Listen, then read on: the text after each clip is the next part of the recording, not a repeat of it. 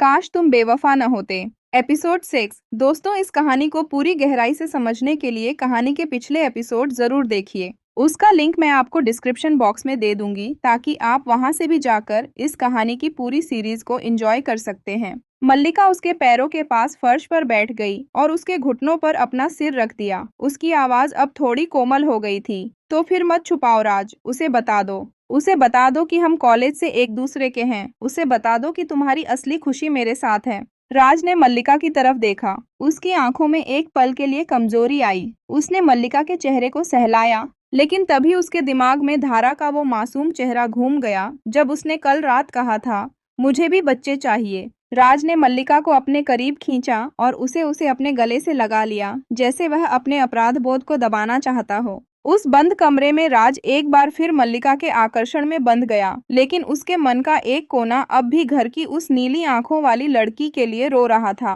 Hotel के बाहर की दुनिया राज को इस बात का जरा भी अंदाजा नहीं था कि उसी होटल की लॉबी में गौतम सूर्यवंशी अपनी एक बिजनेस मीटिंग के लिए आया हुआ था।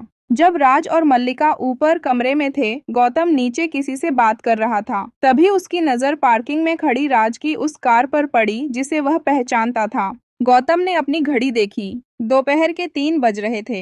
राज यहाँ इस वक्त? उसने मन ही मन सोचा। गौतम एक सुलझा हुआ इंसान था। उसने राज की कार देखी तो जरूर, पर उसके मन में कोई मैल नहीं आया। उसने सोचा शायद राज की कोई बिजनेस मीटिंग होगी। बड़े सौदे अक्सर ऐसे शांत होटलों में ही होते हैं। वह अपनी मीटिंग खत्म करके वहां से चुपचाप निकल गया। वक्त अपनी रफ्तार से गुजरता रहा। राज 2 नावों की सवारी कर रहा था। एक तरफ धारा का निश्चल प्रेम और दूसरी तरफ मल्लिका का जानलेवा जुनून। यह सिलसिला हफ्तों तक चलता रहा। राज को लगने लगा था कि वह इस दोहरी जिंदगी को संभालने में माहिर हो गया है, लेकिन मल्लिका अब और इंतजार करने के मूड में नहीं थी। उसे लगने लगा था कि राज उसे सिर्फ एक राज बनाकर रखना चाहता है। एक दोपहर जब आसमान में काले बादल छाए हुए थे और हल्की बूंदाबांदी हो रही थी, धारा घर में अकेली थी। राज ऑफिस में था और राज की माँ आराम कर रही थी। धारा अपनी बालकनी में बैठी बारिश का आनंद ले रही थी कि तभी उसके घर की घंटी बजी।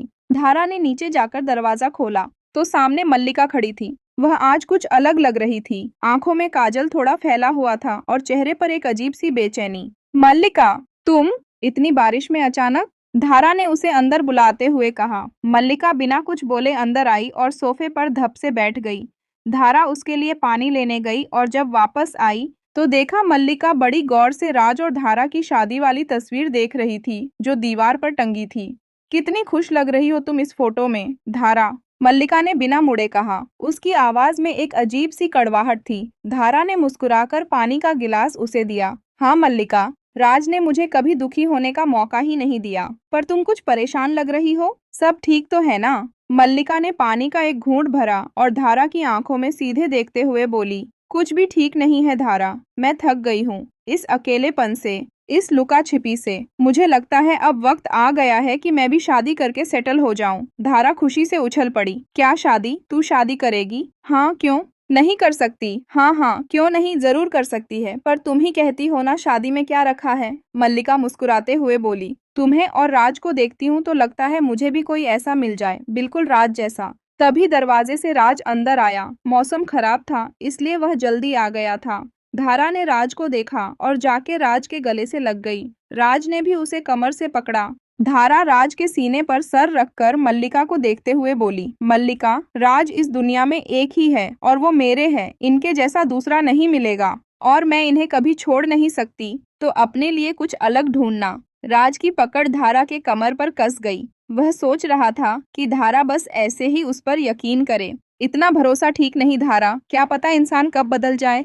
मल्लिका, धारा ने रूड आवाज में कहा, दोबारा ये मत कहना। राज मेरा गुरूर है। मैंने दुनिया में सबसे ज्यादा इन पर भरोसा किया है और मैं ये जानती हूँ कि ये मुझे कभी धोखा नहीं देंगे। राज की सांसें जैसे रुक सी गई थीं, लेकिन मल्लिका ने ऐन वक्त पर अपनी चाल बदल दी। उसने राज की आंखों में छिपे उस खौफ का मजा लिया और फिर एक गहरी आह भरते हुए अपना फोन वापस बैग में डाल लिया और दोनों हाथ उठाकर सरेंडर करते हुए बोली, I agree, I totally agree. Raj, Dhara Mallika बैठे कॉफी पी रहे थे जब मल्लिका ने फिर खामोशी तोड़ी।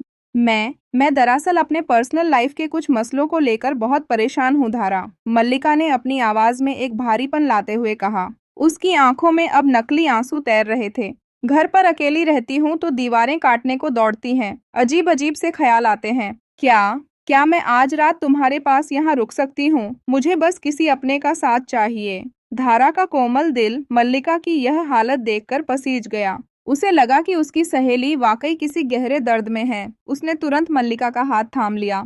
अरे, इसमें पूछने वाली क्या बात है? तुम बिल्कुल यहाँ रुक सकती हो। यह तुम्हारा ही घर है, धारा ने बड़ी आत्मीयता से कहा। फिर उसने राज की तरफ मुड़कर देखा। राज, आपको कोई ऐतराज तो नहीं है ना? मल्लिका बहुत परेशान लग रही है। धारा यही सोच रही थी कि वो अपने सहेली को एक रात रुकने के लिए अपने घर पर कह रही है। उसे दूर दूर तक गुमान नहीं था तो उसकी यह सहेली उसके सुहाग पर डाका डाल चुकी है। राज, जो अब तक बुत बना खड़ा था, बड़ी मुश्किल से सामान्य होने की कोशिश करने लगा। उसे समझ आ गया था कि मल्लिका ने यह जाल उसे और करीब से प्रताड़ित करने के लिए बुना है। वह ना कह नहीं सकता था क्योंकि धारा शक कर लेती और हाँ कहना अपने पैरों पर कुल्हाड़ी मारने जैसा था। ठीक है, अगर उसे अच्छा लगेगा तो रुकने दो, राज ने रुखी आवाज में कहा और बिना मल्लिका की तरफ देखे सीधा ऊपर अपने कमरे की तरफ बढ़ गया। पूरा परिवार रात को एक साथ खाना खाने के लिए बैठा था। हर कोई एक दूसरे के साथ हंसी मजाक करते हुए खाना खा रहा था, मगर राज के लिए रात का खाना किसी तरह बीता। राज ने पूरे समय अपना चेहरा नीचे रखा, जबकि मल्लिका बार बार धारा से राज की तारीफें कर रही थी, जो राज के कानों में ये तारीफ गाली की तरह लग रही थी। धारा ने गेस्ट रूम तैयार कर दिया था। सोने से पहले जब राज अपने कमरे में था, धारा रसोई में दूध गर्म करने गई। तभी मल्लिका दबे पांव राज के बेडरूम में दाखिल हो गई। राज उस वक्त बालकनी की तरफ पीठ करके खड़ा था। पागल हो गई हो तुम? राज ने पीछे मुड़ते ही फुसफुसाते हुए कहा। उसकी आवाज में गुस्सा और डर दोनों थे। मल्लिका ने उसके करीब आकर उसके कॉलर को ठीक किया और मुस्कुराकर बोली, डर लग रहा है राज? आज रात मैं और तुम एक ही छत के नीचे हैं। सोचो, अगर मैं रात को गलती से तुम्हारे कमरे में आ गई तो? मल्लिका, बाहर निकलो यहाँ से, धारा आती ही होगी, राज ने उसका हाथ झटकते हुए कहा। आने दो, उसे भी तो पता चले कि उसका पति अकेले सोने का आदी नहीं है, मल्लिका ने बेबाकी से कहा। तभी सीढ़ियों पर धारा के कदमों की आहट सुनाई दी। मल्लिका फुर्ती से राज के कमरे से बाहर निकली और कॉरिडोर में ऐसे खड़ी हो गई जैसे वह पानी पीने जा रही हो। धारा दूध के 3 गिलास और पानी का बोतल लेकर आ रही थी। अरे मल्लिका, तुम अभी तक सोई नहीं?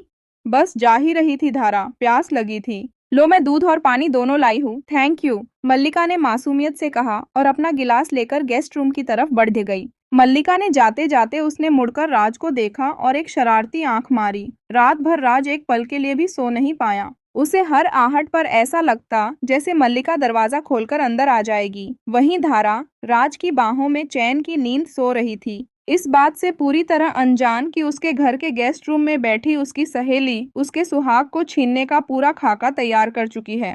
राज ने अपने आगोश में धारा को इस तरह से समेट रखा था जैसे खुद को यकीन दिला रहा हो कि वह इस वक्त मल्लिका के पास नहीं बल्कि धारा के पास है। रात और भी गहरी हो चुकी थी और प्रकृति ने अपना रौद्र रूप दिखाना शुरू कर दिया था। बाहर मूसलाधार बारिश हो रही थी, जिसकी आवाज छतों पर किसी पत्थरों की बरसात जैसी लग रही थी। बिजली की कड़कड़ाहट से बार बार आसमान फट रहा था और खिड़कियों के शीशे थरथरा रहे थे। तूफान इतना तेज था कि गार्डन के पेड़ों की टहनियां टूट टूट कर गिर रही थीं। घर की लाइटें बार बार झपक रही थीं और अंत में एक तेज कड़क के साथ पूरे मोहल्ले की बिजली गुल हो गई। पूरा बंगला घने अंधेरे में डूब गया। धारा, जो गहरी नींद में थी, बिजली की आवाज से चौंक कर उठ बैठी। राज देखिए ना, कितनी तेज बारिश हो रही है। राज भी जाग रहा था। अंधेरे में उसकी आंखें छत को ताक रही थीं। हाँ धारा, बहुत तेज तूफान है, तुम सो जाओ, मैं जरा देख कर आता हूँ कि कहीं कोई खिड़की तो खुली नहीं रह गई। राज मोबाइल की टॉर्च जलाकर कमरे से बाहर निकला। उसके मन में एक ही डर था, मल्लिका। वह जानता था कि ऐसे मौसम और अंधेरे का फायदा उठाकर मल्लिका कुछ भी कर सकती है। जैसे ही राज कॉरिडोर में पहुंचा, बिजली कड़की और उस रोशनी के एक पल के झपके में उसने देखा कि गेस्ट रूम का दरवाजा खुला है। राज का दिल डूब गया। वह दबे पांव सीढ़ियों की तरफ बढ़ा। तभी उसे सीढ़ियों के पास किसी के खड़े होने का एहसास हुआ। मल्लिका, राज ने फुसफुसाते हुए पूछा। अचानक एक हाथ ने राज को खींचकर दीवार से सटा दिया। वह मल्लिका ही थी। बारिश की नमी और उस परफ्यूम की तेज खुशबू राज के नथुनों से टकराई। डर लग रहा है राजवर्धन, मल्लिका की आवाज बारिश के शोर में भी साफ सुनाई दे रही थी। सुनो इस तूफान को, यह बिल्कुल मेरे अंदर मचे तूफान जैसा है। आज खुदा भी चाहता है कि हम साथ हों, इसलिए उसने रोशनी छीन ली। मल्लिका, होश में आओ, धारा जाग रही है, वो ऊपर ही है। राज ने उसे पीछे धकेलने की कोशिश की। मल्लिका ने राज के गले में बाहें डाल दीं। तो आने दो उसे नीचे। इस अंधेरे में उसे क्या दिखेगा? उसे बस दो साए दिखेंगे जो एक दूसरे में खोए हुए हैं। राज, आज रात तुम मेरे पास रहोगे, वरना मैं अभी चिल्लाकर उसे यहाँ बुला लूंगी। उधर बगल वाले बंगले में गौतम सूर्यवंशी भी जाग रहा था। अपनी खिड़की से वह राज के घर की ओर देख रहा था। बारिश इतनी तेज थी कि कुछ भी साफ नहीं दिख रहा था, लेकिन जब बिजली कड़कती तो उसे राज के घर की कांच की खिड़कियों के पीछे कुछ साए हिलते हुए नजर आते। गौतम को कुछ अजीब लगा। उसने देखा कि राज के घर के मुख्य हॉल में एक टॉर्च की रोशनी बार बार यहाँ वहाँ घूम रही है। उसे लगा शायद चोर घुसे हैं या कोई और मुसीबत है। वह छाता उठाकर और अपनी टॉर्च लेकर बाहर की ओर बढ़ा।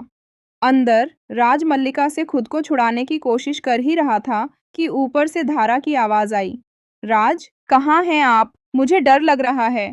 धारा टॉर्च जलाते हुए सीढ़ियों की तरफ बढ़ने लगी थी। राज का दम फूलने लगा। अगर धारा नीचे आ गई तो वह मल्लिका को उसके इतने करीब देखकर सब समझ जाएगी। मल्लिका, छोड़ो मुझे, वो आ रही है, राज ने गिड़गिड़ाते हुए कहा। मल्लिका ने उसे और कसकर पकड़ लिया और मुस्कुराते हुए बोली, आने दो, आज फैसला हो ही जाने दो। बिजली की कड़कड़ाहट और बारिश के शोर के बीच राज का सब्र जवाब दे गया। धारा की आवाज ऊपर से करीब आती जा रही थी। राज धारा के सामने अपनी इमेज खराब नहीं कर सकता था। राज ने मल्लिका के कंधे जोर से पकड़े और उसे झकझोरते हुए बिल्कुल उसके कान के पास फुसफुसाया। उसकी आवाज में इस बार प्यार नहीं, बल्कि एक बर्फीली ठंडी धमकी थी। मेरी बात कान खोलकर सुन लो मल्लिका, अगर आज धारा को हमारे बारे में एक भी बात पता चली तो धारा की कसम खाकर कहता हूँ कि आज का दिन हमारा आखिरी दिन होगा। मैं तुम्हें अपनी जिंदगी से हमेशा के लिए निकाल दूंगा और फिर कभी मेरा चेहरा नहीं देख पाओगी। मैं उसे कभी नहीं छोड़ूंगा, चाहे मुझे कुछ भी करना पड़े।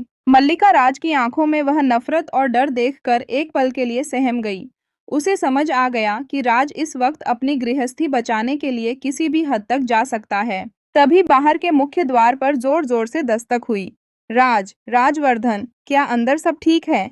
गौतम की आवाज बारिश के शोर को चीरती हुई आई। राज ने तुरंत मल्लिका को धक्का देकर अंधेरे में गेस्ट रूम की तरफ भेजा और खुद भागकर दरवाजे की तरफ बढ़ा। जैसे ही राज ने दरवाजा खोला, सामने गौतम सूर्यवंशी खड़ा था। वह पूरी तरह भीगा हुआ था। हाथ में एक बड़ी टॉर्च थी और उसके चेहरे पर चिंता के भाव थे। गौतम, तुम इस वक्त यहाँ? राज ने हाँफते हुए पूछा, जैसे वह अभी अभी कोई दौड़ लगाकर आया हो। गौतम ने अपनी टॉर्च की रोशनी हॉल में घुमाई। मैंने खिड़की से देखा कि तुम्हारे घर में कुछ हलचल हो रही है और बिजली भी गुल है। मुझे लगा शायद कोई परेशानी है या कोई अनहोनी हुई है। सब ठीक तो है ना? तभी ऊपर से धारा सीढ़ियां उतरते हुए नीचे आ गई। राज, कौन आया है? टॉर्च की रोशनी में जब उसने गौतम को देखा तो वह हैरान रह गई। गौतम, आप इतनी रात को और इस तूफान में? गौतम ने अपनी टॉर्च नीची कर ली। सॉरी धारा, मुझे लगा शायद तुम लोगों को मदद की जरूरत है। मैंने बाहर से कुछ आवाजें और साए देखे थे। राज ने तुरंत बात संभाली। अरे नहीं गौतम, वो दरअसल खिड़कियां खड़खड़ा रही थीं और मल्लिका, मतलब हमारी गेस्ट मल्लिका को प्यास लगी थी तो वह नीचे आई थी। मैं बस उसे पानी दे रहा था। तुम खामखा परेशान हुए। गौतम की पैनी नजरों ने देखा कि राज के चेहरे पर पसीना है और उसके कुर्ते के कॉलर मुड़े हुए हैं। ओह, ठीक है, मुझे लगा शायद कोई इमरजेंसी हो। अगर सब ठीक है तो मैं चलता हूँ, गौतम ने धीमे स्वर में कहा। धारा ने आगे बढ़कर कहा, बहुत बहुत शुक्रिया गौतम, इस मौसम में आपने हमारी फिक्र की, ये हमारे लिए बहुत बड़ी बात है। आप अंदर आइए ना। नहीं धारा, माँ और अनाया अकेली हैं घर पर, मैं चलता हूँ, गौतम ने कहा और मुड़ते हुए राज की आंखों में सीधे देखा। उस एक पल के आई कांटेक्ट में गौतम ने राज को जता दिया कि उसने कुछ तो ऐसा देखा है जो सामान्य नहीं था। जब गौतम चला गया और दरवाजा बंद हुआ तो राज ने राहत की सांस ली, लेकिन उसके दिल की धड़कन अभी भी तेज थी। धारा ने राज का हाथ पकड़ा। राज, आप कांप रहे हैं, चलिए ऊपर चलिए, वरना ठंड लग जाएगी। राज ऊपर की ओर बढ़ती गया, लेकिन जाते जाते उसने गेस्ट रूम के उस बंद दरवाजे की तरफ देखा जहां मल्लिका छिपी बैठी थी। उसे पता था कि आज तो वह बच गया, लेकिन गौतम की शक भरी नजरें अब उसका पीछा नहीं छोड़ेंगे। रात भर तूफान अपनी पूरी शिद्दत के साथ गरजता रहा। कमरे में राजधारा को करीब कर अपने डर से लड़ता रहा। सुबह जब खिड़की के पर्दों से हल्की रोशनी छनकर अंदर आई तो बाहर का नजारा किसी युद्ध के मैदान जैसा था। पेड़ उखड़ चुके थे, बिजली के तार झूल रहे थे और सड़कें पानी से लबालब थीं। मौसम विभाग ने पूरे शहर में रेड अलर्ट घोषित कर दिया था, जिसका मतलब था कि आज सबकी छुट्टी थी। न राज ऑफिस जा सकता था और न मल्लिका अपने घर लौट सकती थी। वो पड़ोस में रहती थी, मगर वो उसकी नीयत थी, वो जाने के मूड में नहीं थी। बाहर की उथल पुथल के विपरीत घर के अंदर एक अजीब सी शांति थी। धारा सुबह जल्दी उठ गई थी। उसने स्नान किया और नीली रंग की एक सादगी भरी कॉटन साड़ी पहनी। भीगे बालों को तौलिए से सुखाते हुए उसने मंदिर में दिया जलाया। शंख की ध्वनि और अगरबत्ती की खुशबू पूरे घर में फैल गई, जो रात के उस भयानक तनाव को कम करने की कोशिश कर रही थी। धारा पूजा की थाली लेकर बेडरूम में आई। राज अभी भी सोया हुआ था, या शायद सोने का नाटक कर रहा था। रात भर की बेचैनी उसके चेहरे पर साफ दिख रही थी। धारा ने झुककर राज के माथे पर हाथ रखा और बहुत ही कोमल आवाज में कहा, राज उठिए, देखिए ना, आज मौसम कितना शांत हो गया है। राज ने धीरे से अपनी आंखें खोलीं। सामने मुस्कुराती हुई धारा को देखकर उसे एक पल के लिए अपनी गलतियों का एहसास हुआ। धारा ने उसके माथे पर चंदन का तिलक लगाया। आज रेड अलर्ट है, आपकी छुट्टी, कितना अच्छा है ना? आज हम पूरा दिन साथ बिताएंगे। धारा ने प्यार से उसका हाथ चूमते हुए कहा। राज ने एक फीकी मुस्कान दी। हाँ धारा, आज कहीं नहीं जाना।